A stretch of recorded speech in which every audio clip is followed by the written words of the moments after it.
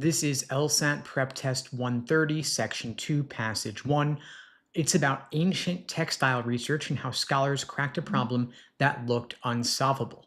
This is a pretty low difficulty passage, but it still tricks students by being too simple, because you read it, you feel good, and then you pick answers that describe the topic instead of what the author is actually doing with it. Now, this is a science passage with one clear argument. Researchers found creative ways around terrible evidence, and those ways actually worked. Now, paragraph 1 here is the most important paragraph. It stacks up problem after problem. Cloth rots, excavators threw out the scraps that survived. They tossed loom weights because they looked like random clay. The texts barely mention textiles, and when they do, the vocabulary is useless. So that's 5 different dead ends in about 10 sentences. You're supposed to feel like the research is hopeless, and that is the setup. The author wants you drowning in obstacle after obstacle. And then the last sentence pulls you out. They say, yet despite these obstacles, and that's doing everything for you, is telling you the passage just turned a corner. Every single paragraph that exists after this to answer the problem paragraph 1 created. Every single paragraph after this exists to answer the problem paragraph 1 created. Now, if you walk away from paragraph 1 thinking the passage is about how hard textile research is, you're cooked. You're going to pick a main point answer about challenges instead of solutions. Now, you want to read paragraph 1 at a medium speed. You don't need to memorize all the different individual obstacles. Just feel the weight of them as a set. That's all you need. And paragraph 2 splits in half. Most students don't even notice the split, and that's where the mistakes come in. The first half here is about new technology. Radiocarbon dating, infrared photography, isotope tracing, dye analysis. Those are 4 different methods, all with one point. Modern tools pull information out of remains that older methods missed. Now, you don't need to memorize the list, just know that it's there so you can find it if a question asks for it. Now, here is the part people miss. Halfway through paragraph 2, the topic changes completely. The author stops talking about technology and starts talking about a philosophical shift in archaeology itself. The field used to be about grabbing artifacts from museums and private collections. Then it became about understanding cultures. And that shift created a new rule: preserve everything, even stuff that looks like garbage. Now, why does that matter for textiles? Because textile evidence looks like garbage. The linen shirt example nails it. A 5,000-year-old shirt sat in a pile of dirty linens for decades. Nobody looked at it. It only survived because someone followed the rule about saving everything before anybody even cared about textile history. So that example is proof that the philosophical change had real consequences. Now, if a question asks about the function of paragraph 2, you've got to see both halves, technology and philosophy. 2 different kinds of progress, 1 paragraph. Students who only remember the gadgets will pick an incomplete answer. Then paragraph 3 opens up a second front. The author's phrase different front is a road sign. It tells you this is a new category of solution, not more of the same. Now, this one is about hands-on recreation. Scholars built looms. They tried ancient production methods themselves, and that physical testing answered questions that text and speculation couldn't touch. 2 examples here. First, the loom weights from paragraph 1. The blobs of clay that the excavators threw away, turns out when you actually build a loom and use them, they work. So that callback there is deliberate. The author is closing a loop. Paragraph 1 says the evidence is useless. Paragraph 3 says it's not. And so if a question asks about the relationship between those 2 mentions, that's your answer. Now, the second example is the Athena statue mystery. 2 statues, 1 dress, 9 months of production time. Everybody assumed the dress went on the big statue because 9 months sounded like a long time. But the researchers tested the actual methods and the loom sizes. Turns out the small statue's dress would have taken 9 months, and the conventional wisdom was wrong. You don't want to get attached to the statues here, of course. The point is that doing the work beats guessing. Now, you can read paragraph 3 at a steady pace, nothing hidden. Both examples make the same argument. Now, the key move here. Every example in this passage exists to prove one thing. Evidence that looked useless or questions that looked unanswerable turned out to be solvable with better methods.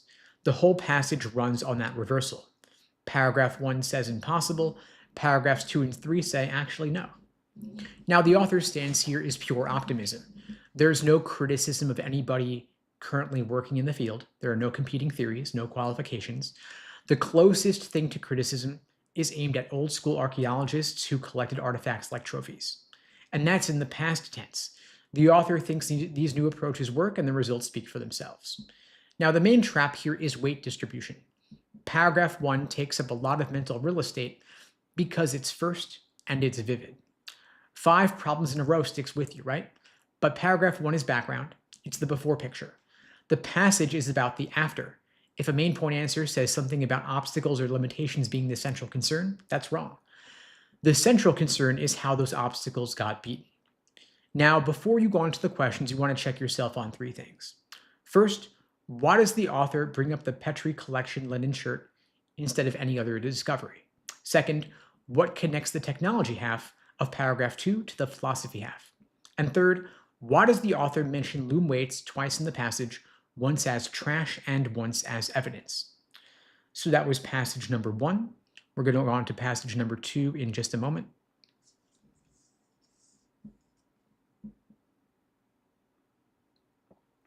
This is LSAT Prep Test 130, Section 2, Passage 2. This is a science passage about Philip Emeagwali, a computer scientist who designs computing systems based on patterns from nature. This is a low difficulty passage. The author's position here is pretty obvious and there are no hidden turns, but there's a subtle shift near the end that catches people. Now, this passage is a profile piece. Nobody's being criticized, no old views getting torn down. The author is telling you about one person's work and presenting it in a positive light. And the main point here is simple. Emeagwali solved massive computing problems by borrowing design principles from nature, and he thinks that's where the whole field is headed. Now, the most important paragraph here is paragraph 2. That is where the method actually gets explained, and I'm going to spend the most time there. Now, paragraph 1 is setup. You want to read this at a normal speed. It introduces Emeagwali and drops the one concept you absolutely need before anything else makes sense. That is the difference between sequential and parallel computing. Sequential means one calculation, then the next, then the next. Parallel means thousands happening at the exact same time. The passage tells you supercomputers couldn't handle oil field predictions because they worked sequentially, too slow, too inefficient. And that contrast is doing all the heavy lifting for the rest of the passage. So grab that and then keep moving. In paragraph 2, you want to slow way down here. This is the longest and densest section, and it's where the real content is. It starts with a wall of technical detail, tens of thousands of locations, hundreds of calculations per location, temperature, pressure, viscosity, direction of flow. You're going to be inclined to try to absorb all of that, but don't do it. That detail is there to make one point. This problem is absurdly complex, too complex for a single machine. That's all you need from the first chunk. Then you get the breakthrough.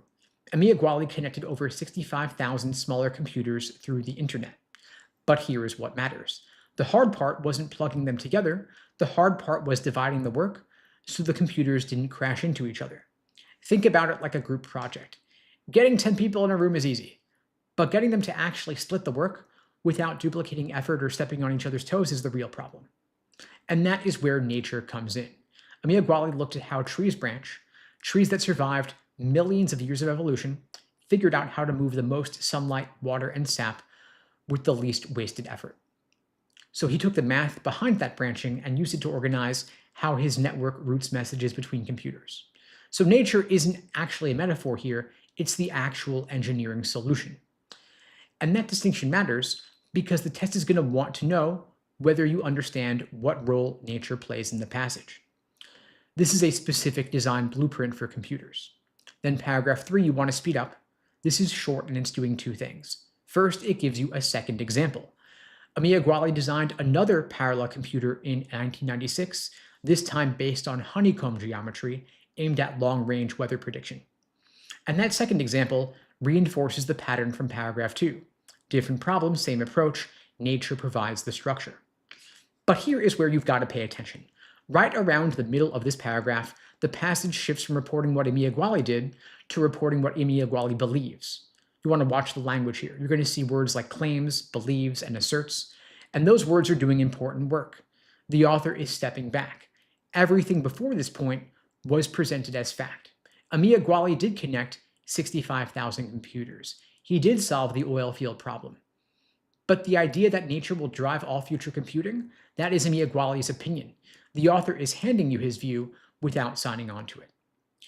Now, the key move in this passage is the nature to technology transfer. Every achievement follows the same logic. Find a computing problem too complex for brute force. Find a natural system that already solved a similar organizational challenge. Then copy the structure. Trees for oil networks, honeycombs for weather systems. If you see that repeating pattern, you can predict what kinds of questions are coming. Now the author's stance. The author clearly respects Amiya work. The whole passage is built to make his accomplishments look impressive. But respect and full agreement are two different things. The author never personally says, nature is the future of computing. They let Amiya say it. The trap is reading the ending and thinking the author is making that claim also. If you fall for that, you're going to pick an answer choice on main point or attitude questions that goes further than the author actually goes. The author is positive about the past work and neutral on the future predictions. Now, before you go on to the questions, make sure you're solid on these three things. First, why couldn't supercomputers handle oil field modeling on their own? Second, what specific problem did the tree branching math solve? Not computing in general, but the specific challenge of splitting tasks across thousands of machines. And third, where exactly does the passage stop giving you facts and start giving you one person's predictions? So that was passage 2. We're going to cover passage 3 now.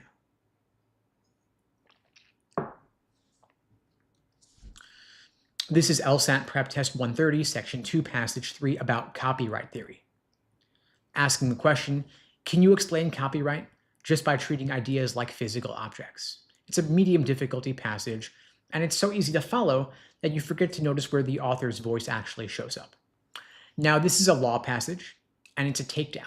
The author spends 2 full paragraphs building up someone else's theory, and then dismantles it in the 3rd paragraph. The main point is that the tangible object theory of copyright sounds logical, but collapses under its own weight. Now, paragraph 3 is the paragraph that matters the most. That's where the author stops reporting and starts arguing. If you don't feel the shift when you hit that paragraph, you're going to get confused on the viewpoints in at least one question. Now, paragraph 1 introduces the theory. Copyright is just an extension of property rights over physical things. If something exists in a physical form, you can own it. And ownership means you can do whatever you want with it. You could copy it, you could hide it, you could destroy it, you could pass it off. This paragraph here is doing one job. It's putting the theory's foundation on the table. None of this is the author's opinion. Read this at a pretty steady pace, but stay a little bit detached. You're learning what the theorists believe, not what the passage is going to defend. Then paragraph 2 adds a layer. It introduces retained rights. You build something, you own it. You sell it, but you hold back certain rights. That's totally normal in property law.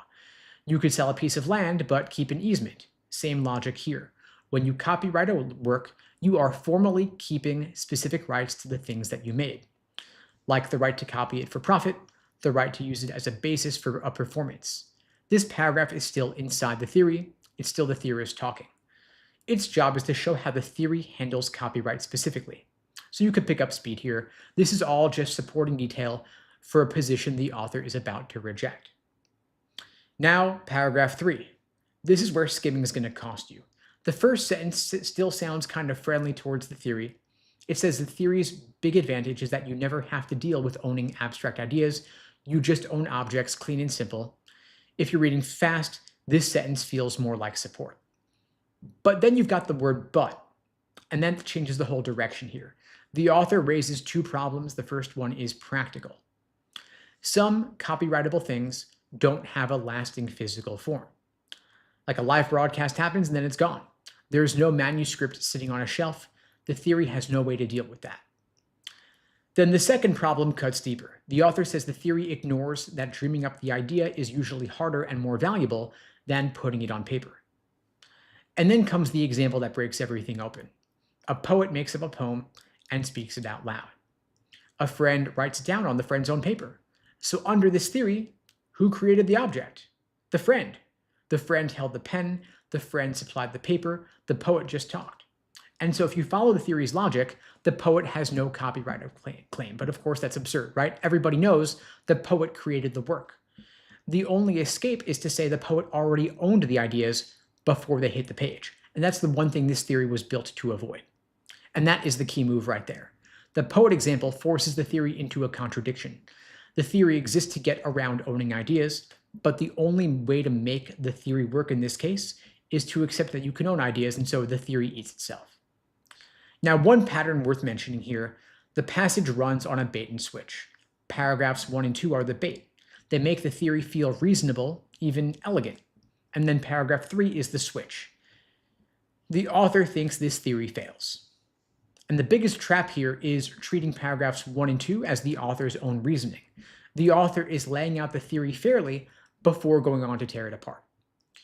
If you miss that shift, you're going to get the main point question wrong. You'll also get author's attitude questions wrong because you're going to think the author is sympathetic to the theory when the author is actually dismantling it.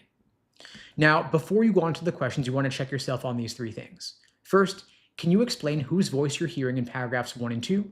Second, can you say exactly what goes wrong for the theory in the poet example? And third, do you know why the author brings up live broadcasts before getting to the poet? So that was passage 3. On to passage 4 now. This is LSAT PrepTest 130, section 2, passage 4. It's a comparative or dual passage set about why music affects us emotionally. It's a fairly medium-low difficulty passage set. Neither one's hard to read. And that's the problem here, because if you finish feeling confident, you could still get the relationship questions wrong if you blur the 2 explanations together. Now, both passages do ask the same question: why does music make us feel things? And the passages give different answers to this. The first passage, paragraph A, passage A, sets up the stage. A single pure tone is boring. Total chaos is overwhelming. So music has got to land somewhere in between. So there is a sweet spot of complexity here. There's nothing tricky here. Just register that passage A cares about organization and coherence. And that word coherence is the whole philosophy of passage A in one word. Then paragraph 2 compares music to language. Individual sounds don't mean anything. String them together into sentences and they become meaningful. And melody works the same way. This paragraph exists to make one point. Structure is what turns noise into something a person can connect with. You want to move quickly here. The language analogy is just supporting evidence. But paragraph 3 is where things get interesting. It shifts from asking why do we like music to why does music relax us? And the answer is basically survival instinct. In nature, sounds mean sudden danger. Constant background noise means everything is fine. And so when you hear continuous rhythmical music, your brain reads the environment as being safe and it relaxes. The leaky tap example locks it down. You know the dripping isn't dangerous, doesn't matter. The irregularity still gets under your skin. So this paragraph gives passage A its most testable claim. Relaxation comes from the sound pattern triggering a hardwired response. The listener isn't really doing anything, the brain just reacts. Now, passage B, totally different idea. Paragraph 1 says music works by creating expectations. Your brain hears a melody and predicts where it's going. If the music delays that payoff, tension builds. When it finally resolves, you get a release. Bigger buildup means stronger emotion. So notice what's already different here. In A, your brain passively responds to sound patterns. In B, your brain is actively making predictions. And so that split there matters for every relationship question. Then passage B, paragraph 2, handles what happens when expectations break. If there's a small surprise, you get a positive emotion. But if there's an extreme mismatch, you get a negative emotion. So the word mismatch here is important. This is filling out the expectation model with the failure case. Now, paragraph 3 of passage B is where you got to slow down. This introduces the familiarity curve. Totally new music gives you minimal pleasure. Pleasure goes up as you get familiar with a piece. Then it drops again once you know it completely. That's a rise and fall pattern, not a straight line. And students tend to miss that drop at the end. Then passage B closes with trained versus naive listeners. A trained listener needs more complexity to feel something because their threshold is higher. That's passage B explaining why different people like different music. Passage A never goes there. Now here's the key move. These passages don't contradict each other. They're compatible but incomplete in different ways. Passage A says the listener's brain responds to sound patterns automatically. Passage B says the listener's brain is actively predicting and reacting to surprises. Same topic, different mechanism. One is passive, one is active. And the hardest questions here are going to test whether you can keep that distinction clean. Now, on relaxation specifically, they overlap but from different angles. A says continuous sound waves relax you because your brain associates continuous with safety. Passage B says relaxation comes from tension being resolved when expectations are fulfilled. Same outcome, different explanation. One's about the raw pattern of sound, the other is about a prediction coming true. Now, here is what most students get wrong. They treat these passages as being opposing arguments, but they're not fighting. If anything, B would probably say A isn't wrong, it's just shallow. B wouldn't deny that continuous sounds are relaxing, but B would say there is a deeper reason. Your brain finds continuous sound relaxing because it is predictable and confirms your expectations. And that kind of reframing is exactly what the LSAT writers love to test about. Now, you want to keep the boundaries between these passages separate. The language analogy is in passage A. The evolutionary explanation is also in passage A. In passage B, you've got the expectation model and the familiarity curve, along with the trained versus naive listener's point. If an answer choice attributes the familiarity idea to passage A, it's wrong, doesn't matter how tempting it sounds. Now, before you get to the questions, you want to check yourself on these three things. First, what does each passage say is the actual cause of emotional response to music? Second, how would passage B's author explain why that dripping tap is disturbing, using B's own framework? And third, why does a trained listener prefer more complex music than someone hearing it for the first time? So that was passage 4. We're going to go on now to LSAT PrepTest 129.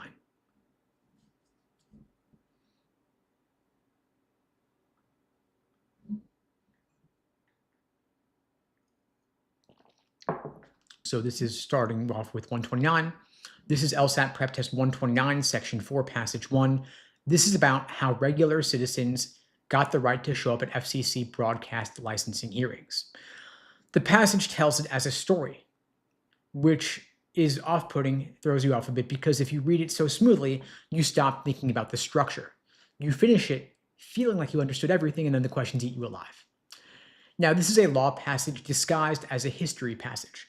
The author is walking you through one court case that cracked open the FCC's licensing process.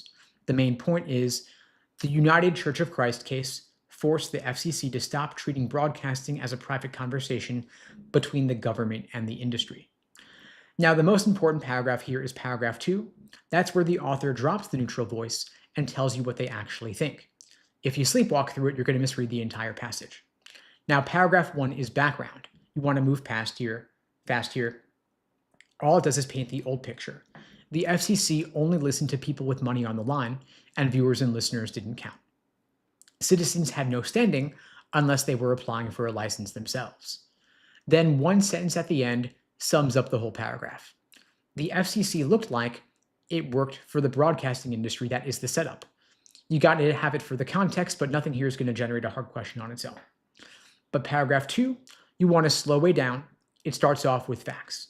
A church in Jackson, Mississippi tries to get a hearing in 1964 because a local TV station was pushing segregation and shutting out pro-integration content. The FCC says no. And then watch what happens next. The passage says the FCC attempted to mollify the church by giving the station only a short-term renewal. That word choice is a judgment call by the author, saying the FCC was trying to quiet the church down rather than fix the problem. Then the FCC argues that since it accepted the church's complaints, no hearing was needed. And the author jumps in with a question that is really an accusation. If you accepted that the station did all those things, why renew the license at all? That is the author catching the FCC in a contradiction. Then the author says the actual reason the FCC blocked the hearing was fear that the citizens groups would start breaking into the closeted worlds of government and industry. That means the author sees this as a power grab by the FCC rather than a procedural judgment call. So here's why this matters for the test. Most of the passage sounds like a calm retelling, but paragraph 2 gives us the author's opinion. If you flatten that paragraph into being just more storytelling, You're going to pick wrong answers on any questions about tone, attitude, or purpose. Then paragraph 3 is the back and forth. The church appeals, wins the right to a hearing, and the FCC ignores the public input and renews the license anyway. The church appeals again. This time, the judge doesn't just overrule the FCC, he revokes the station's license entirely and doesn't even send it back for more review. So the judge went further than anybody expected. And he said the church members were performing a public service. Read this at a normal pace. Don't get bogged down in the procedural steps. Just track the escalation of events. The church kept getting shut out. The court kept pushing back harder. Then paragraph 4 is cleanup. It exists there just to tell you that the case created a lasting precedent. Citizens can now challenge license renewals. The issues expanded beyond race to children's programming, violence, and political balance. This confirms the main point, but doesn't complicate it. The key move here is the author breaking character in paragraph 2. The entire passage is structured as a timeline, but right in the middle, the author stops telling you what happened and starts telling you why it happened. And so that editorial intrusion is what the hardest questions are going to ask about. Now, the pattern running through the passage is a cycle of resistance and escalation. The church pushes, the FCC pushes back. The church pushes harder, the courts intervene. Each round raises the stakes.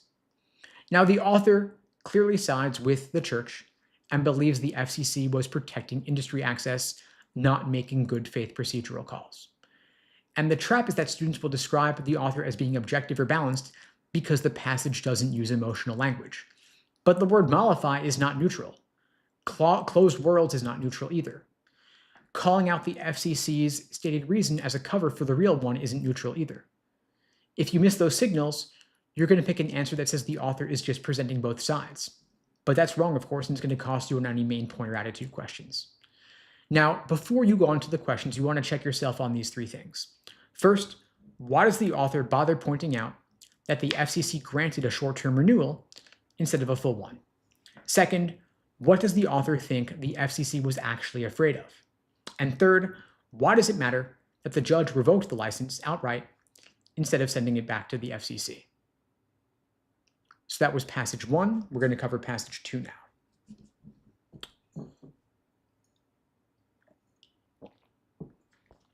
This is LSAT PrepTest 129, section 4, passage 2. The topic here is the divide between science and the humanities. Fairly low difficulty passage. The structure is almost too obvious, and that's the danger. You're going to feel like you understood it, then pick an answer that sounds right instead of the one that actually is right. Now, this is an argumentative passage. The author wants science and the humanities to merge into something called scientific humanism. The main point is that the divide between the two worlds is fake. It's built on ignorance from both sides. If you fix the ignorance, the divide disappears. Now, the most important paragraph here is paragraph 4. That's the only place the author tells you what they actually think. Paragraphs 2 and 3 are other people's bad ideas. If you give those paragraphs too much weight, you're going to confuse what the author is reporting with what they actually believe. And that confusion is exactly what the test is designed to exploit. Now, paragraph 1 is a thesis statement. The author says science and the humanities need to come together. And the split between them comes from a philosophical understanding. You could move through this part in 15 seconds. No hidden argument, no twist here. The author is giving you the whole map up front. Paragraph 2 gives you the humanist side of the misunderstanding. Some people in the humanities think science is cold and mechanical and blind to human values. They think morality, religion, and art have a spiritual core that science can never reach. Now pay attention to the word caricature. The author is telling you this view is a cartoon or a distortion, not a reasonable critique. And that single word sets the author's attitude towards everything else in this paragraph. None of it is presented as being valid. The whole paragraph here exists to show you what's wrong on one side of the divide. Now, don't get pulled into the specifics of the spiritual argument. You just got to know these people are wrong, and the author is making sure you see it. Now, paragraph 3 is a mirror. Same structure, same function, just aimed in the other direction. Now, some scientists think the humanities are pure emotion and have no practical use. They think only technology and material survival matter. Same mistake, opposite direction. The author is stacking the two sides against each other so you can see that neither one holds up. Now, you want to read this at the same pace as paragraph 2. Grab the position, Know that the author rejects it and then keep moving. Now, paragraphs 2 and 3 take up nearly half the passage. They are full of specific claims. It feels like the substance is there, but those paragraphs are the obstacle. The author has to clear those out of the way before making their real point. If a question asks about the function of either paragraph, the answer is about showing a misconception, not proving anything. Now, you want to slow down for paragraph 4 because that's where the author introduces the phrase scientific humanism and tells you what the two fields actually share. Both are trying to describe and explain people and the world. They just start off from different entry points. Then the author drops two quiet corrections that matter a lot. Science doesn't rely only on measurable data, and the humanities do benefit from controlled evaluation. So these two lines prove the divide is artificial by showing each field already crosses into the other's territory. Now, this is important here. The test writers love building questions around these kinds of specific, easy-to-miss claims. Then paragraph 5 closes things out. They say, if people keep holding on to the old stereotypes, collaboration is not going to happen. But if they focus on shared goals instead of different methods, it could still work. So they're restating the thesis here with more urgency. Now, the key move in this passage is the pivot from diagnosis to prescription. Paragraphs 2 and 3 are the diagnosis. Here's what both sides get wrong. Then paragraph 4 is the prescription. Here's what they should do instead. Now, the author's stance here is fully committed. Both sides are ignorant of each other, and that ignorance is the only thing keeping them apart. No hedging, no maybes here. The trap is treating the passage as a survey of two viewpoints, but the author picks a side. The side of the two camps need to grow up and recognize what they share.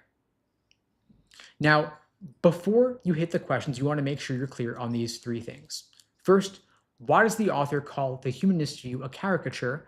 And what does that tell you about the author's tone toward both sides? Second, what two specific claims does the author make in paragraph 4 about how science and the humanities already overlap? And third, can you state in one sentence what scientific humanism actually means without saying it combines both fields and nothing more? So that was it, folks. I'll be back in about 1 hour for the daily live Q&A on anything at all LSAT and law school admissions. The link is on YouTube, TikTok, Instagram, wherever you're watching this. If you want to book a free LSAT tutoring lesson with me at unpluggedprep.com/start. I'll see you all in about 1 hour, same time, same place. All the best in the meantime.